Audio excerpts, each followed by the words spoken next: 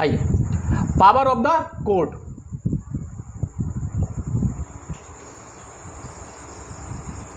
Chapter 3 में देखिएगा, bare act आप लोग देख लीजिए, पलट लीजिए बेयर एक्ट चैप्टर 3 सेक्शन 26 से लेकर 35 तक इसका प्रोविजन है।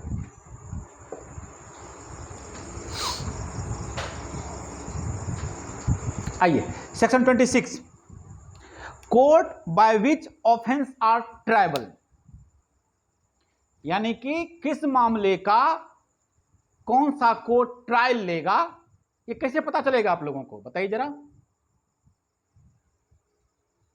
आप लोग को बताए हुए हैं नहीं तो ये सेक्शन, हाँ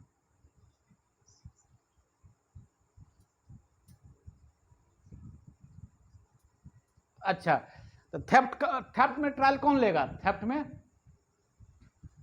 में बताओ, नहीं जानकर।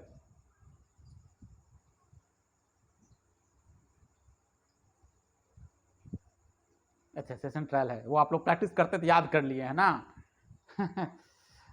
आप लोगों को बताए हैं सीआरपीसी के शेड्यूल फर्स्ट में पीछे लिखा हुआ है कि कौन सा कोर्ट ट्रायल लेगा, किस सेक्शन का कौन सा कोर्ट ट्रायल लेगा। ठीक है, हम सेक्शन 26 पढ़ते हैं, ध्यान सुनिएगा। Subject to the other provision of this code, any offense under the IPC may be tried by, कौन कौन ट्रायल ले रहा है आपका, द हाई कोर्ट और द कोर्ट ऑफ सेशन और any other court by which such offence is shown in the first schedule to be triable. यही बात अभी कर रहे थे, ब्रैकेट में लिखा हुआ है कि आपके फर्स्ट शेड्यूल में देखिए जाके लिखा हुआ है कि कौन सेक्शन है वो बेलेबल है कि नॉन बेलेबल है, उसमें कितना पनिशमेंट है, कॉग्निजेबल है कि नॉन कॉग्निजेबल है, और उसको कौन सा कोर्ट उसका ट्रायल लेगा शेड्यूल फर्स्ट में। Okay, clear. तो वहां आप लोग देखिएगा इस चीज को, बहुत बड़ी बात नहीं है ये, कौन सा कोर्ट ट्रायल लेगा ये आपके लिखा हुआ है, और ऊपर लिख दिया है कि हाई कोर्ट ले सकता है, कोर्ट ऑफ सेशन ले सकता है, एनी अदर कोर्ट, कोई भी कोर्ट जो आपके फर्स्ट शेड्यूल में लिखा हुआ है। चलिए नेक्स्ट, ये याद रखिएगा आप लोग, इसके बाद जो हम पढ़ रहे हैं प्रोवाइडेड दैट, ये याद रखिएगा। सेक्शन 376 महिलाओं से जुड़ा हुआ यह अपराध है, पता ही होगा 376 क्या है आप लोगों को आईपीसी में। हाँ, 376A, 376B, 376C, 376D, 376E of the IPC shall be tried as far as practicable by the court presided by over by a woman। ये सब जो सेक्शन है, तो यह ध्यान रखने वाली बात है। इसमें हमारे यहाँ कोर्ट कम है तो कुछ हो जाता है, बट क्या है कि प्रैक्टिकली अगर यह संभव हो, और यह पूरी कोशिश की जानी चाहिए कि अगर ये सब सेक्शंस है तो वही कोर्ट ट्रायल ले जिसमें कि महिला हो। ओके, किसी वुमेन कोर्ट के जिसका जो ऑफिसर, प्रिजाइडिंग ऑफिसर है, जिसका जज महिला हो, उसी कोर्ट के द्वारा इसका ट्रायल होना चाहिए, जितने सेक्शंस भी बताए हैं, क्योंकि यह महिलाओं के अगेंस्ट ये अपराध है, और वहां पे ज्यादा कंफर्टेबली जो है महिला वहां पे इसका ट्रायल वहां पे होगा, आसानी, मतलब क्या, कंफर्टेबली उसका ट्रायल हो सकता है। ओके, तो दिक्कत, court presided over by women, ये ध्यान रखिएगा। बाकी तो और इसमें काम की चीजें आपको नहीं है। 26 का बी नंबर देखिएगा, any offence under any other law shall when any court is mentioned in this behalf in such law be tried by such court, and when no court is so mentioned may be tried by the high court or any other court by which such offense is shown in the first schedule to be triable।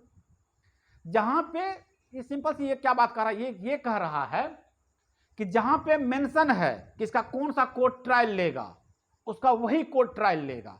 जैसे juvenile मामला है तो आपको पता है कि कौन सा कोर्ट ट्रायल लेगा, जे एक्ट में लिखा हुआ है, जुवेनाइल एक्ट जो है उसमें लिखा हुआ है कि यह किस कोर्ट के द्वारा ट्रायल होगा। जहां पे मेंशन नहीं है, ठीक है ना, तो या तो हाई कोर्ट करेगा या जो आपके फर्स्ट आईपीसी के फर्स्ट शेड्यूल में लिखा हुआ है उसके द्वारा किया जाएगा। क्लियर?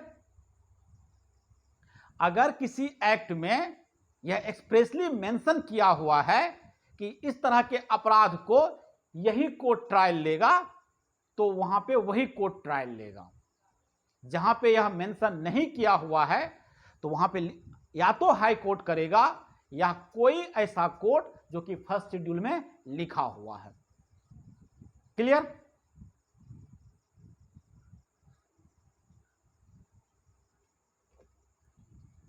ट्वेंटी 26 भी क्लियर? बोलिएगा फटाफट, जल्दी जल्दी।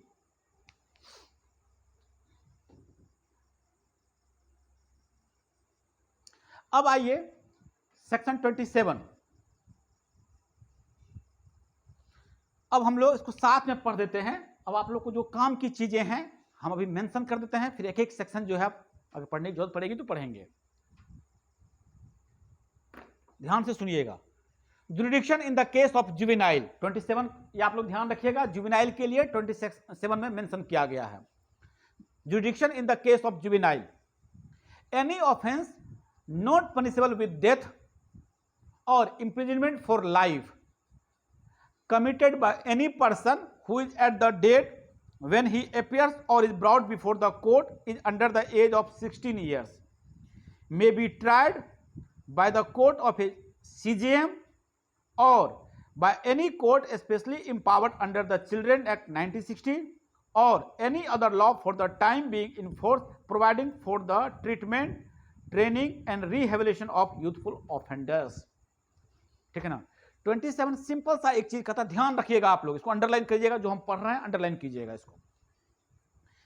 Any offence not punishable with death और इम्प्रिजमेंट फॉर लाइफ, ऐसा कोई अपराध जिसमें कि मृत्युदंड और उम्र कैद के सजा का प्रावधान नहीं है। ठीक है ना? किसी ऐसे पर्सन के द्वारा किया जाता है कि जब उसको कोर्ट के सामने पेश किया जाता है या जब उसने अपराध किया होता है उस वक्त उसकी उम्र जो है 16 साल से कम रहती है, 16 ईयर्स से कम, under the age of 16 years. Okay, तो उसका जो ट्रायल होगा या तो सीजीएम साहब लेंगे, सीजीएम में आप लोग अंडरलाइन कर लीजिएगा, चीफ जुडिशियल मजिस्ट्रेट, उनका जो ट्रायल लिया जाएगा या तो सीजीएम के द्वारा लिया जाएगा या ऐसे किसी कोर्ट के द्वारा किया जाएगा जो कि स्पेशली इसी काम के लिए इम्पावर किया गया है। जैसे कि आपके पास एक चिल्ड्रन एक्ट 1960 है, उस एक्ट के द्वारा जिस कोर्ट को इम्पावर किया गया है उसी कोर्ट के द्वारा इसका ट्रायल होगा। ऐसे किसी ऑफेंडर का जो कि अभी यूथ है, जिसकी उम्र 16 साल से कम है, उसका जो होगा सीजीएम साहब करेंगे या ऐसा कोई कोर्ट करेगा जिसको स्पेशली इसी काम के लिए इम्पावर किया गया है। क्लियर? बोलिएगा।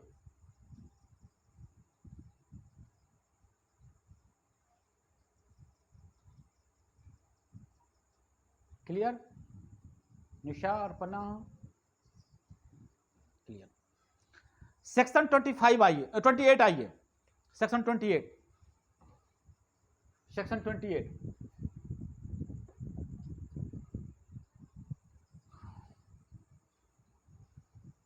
28 और 29 हम मिला के पढ़ देते हैं, आप लोग ध्यान से सुन लीजिएगा, आप लोग राइट डाउन भी कर लीजिएगा। सेक्शन 28 और 29, एक तरफ आप लोग लिख लीजिएगा कोर्ट, दूसरी तरफ लिख लीजिएगा उसका जो पावर है, वही टॉपिक पढ़ रहे हैं हम लोग, किस कोर्ट का कितना पावर है। सबसे पहले सुप्रीम कोर्ट,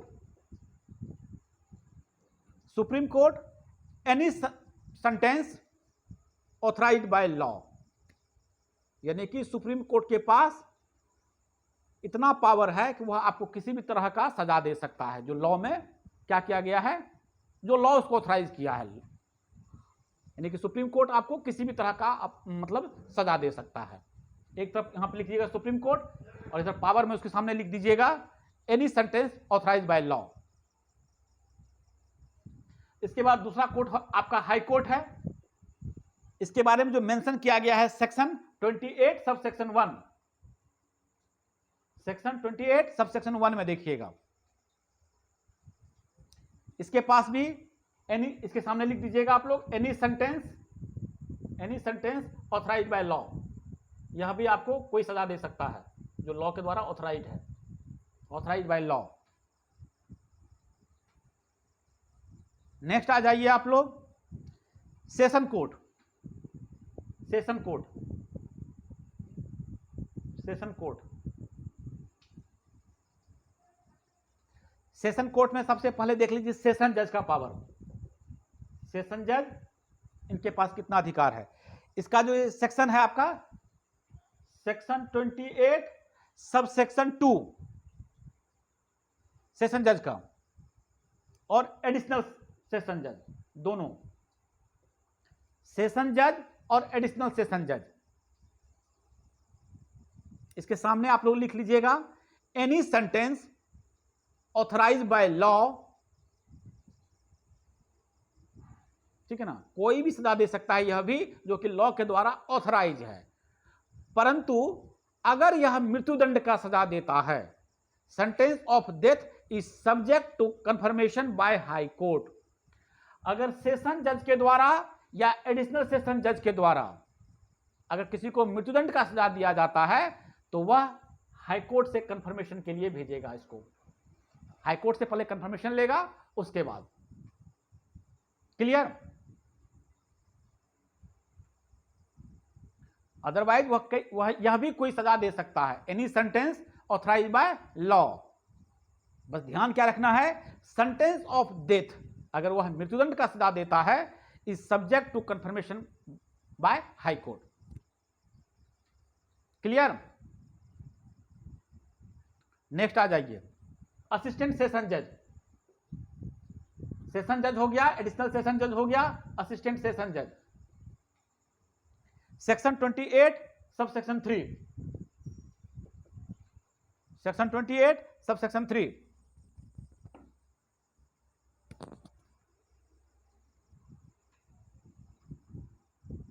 इसको सजा देने का अधिकार कितना साल तक है? 10 ईयर्स तक, 10 साल तक का imprisonment up to 10 years and fine.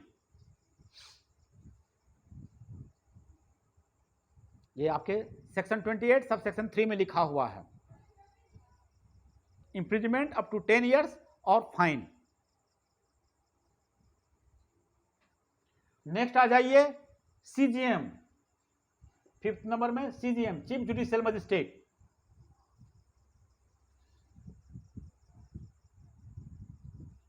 Chief judicial magistrate, section 29 sub section 1 सामने लिख लीजिएगा, सेक्शन 29 सब सेक्शन 1।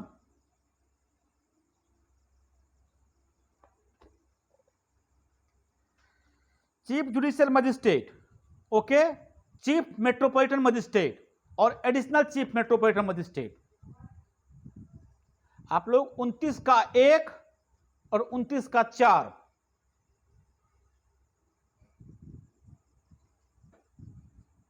ध्यान से देख लीजिएगा, हम लोग लिखा दे रहे हैं, लिख लीजिए अभी। 29 का सब सेक्शन 29 सब सेक्शन 1, जिसमें कि आपको सीजीएम साहब के बारे में बात कर रहा है, और इसके बाद सेक्शन 29 सब सेक्शन 4, जिसमें कि chief metropolitan magistrate, additional chief metropolitan magistrate, और 29(1) में क्या है? 29(1) में है चीफ जुडिशियल मजिस्ट्रेट और एडिशनल चीफ जुडिशियल मजिस्ट्रेट। इसका जो पावर है वो है 7 ईयर्स तक, 7 साल तक का सजा, imprisonment up to 7 years and fine. Imprisonment up to 7 years and fine. Clear? Arpana clear? आप राइट? अच्छा, फिर से इसको रिपीट कर दे रहे हैं, सुन लीजिए। सेक्शन 29 सब सेक्शन 1 और सेक्शन 29 का ही सब सेक्शन 4। देखिए ये किसके किसके बारे में बात कर रहा है? ये बात कर रहा है चीफ जुडिशियल मजिस्ट्रेट और एडिशनल चीफ जुडिशियल मजिस्ट्रेट। उसके बाद मेट्रोपॉलिटन एरिया में चीफ मेट्रोपॉलिटन मजिस्ट्रेट और एडिशनल चीफ मेट्रोपॉलिटन मजिस्ट्रेट, इन सब का पावर सेम है। कितना है? तो है इंप्रिजनमेंट अप टू 7 ईयर्स और एंड फाइन 7 साल तक का सजा।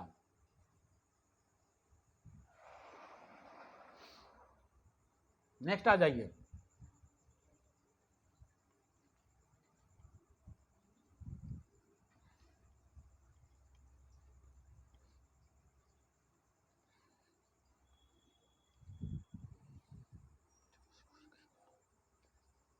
नेक्स्ट आ जाइए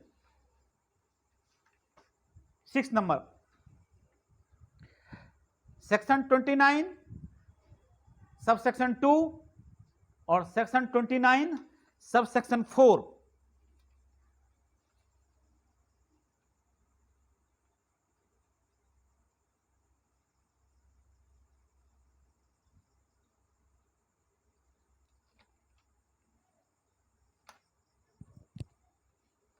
सेक्शन 29 सब सेक्शन 2 और सेक्शन 29 सब सेक्शन 4, ये बात कर रहा है आपका metropolitan magistrate,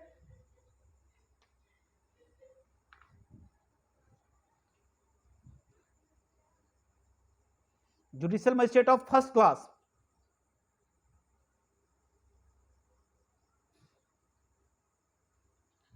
judicial magistrate first class और मेट्रोपॉलिटन मजिस्ट्रेट।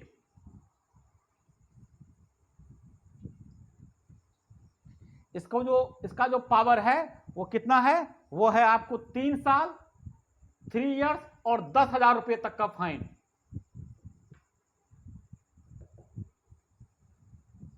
तीन साल और 10,000 रुपए तक का फाइन। ओके,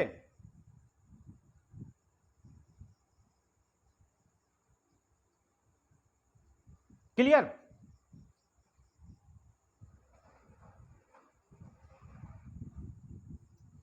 नेक्स्ट आ जाइए, judicial magistrate second class, section 29 का subsection 2, second class magistrate, judicial magistrate of second class.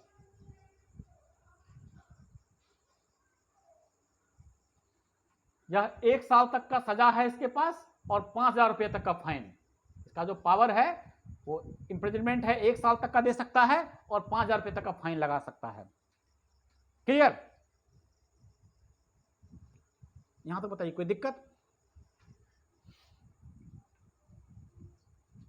28, 29 कोई दिक्कत?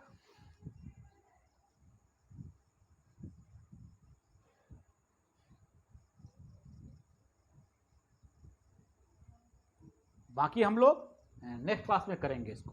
ओके, आज इतना ही रखते हैं हम लोग।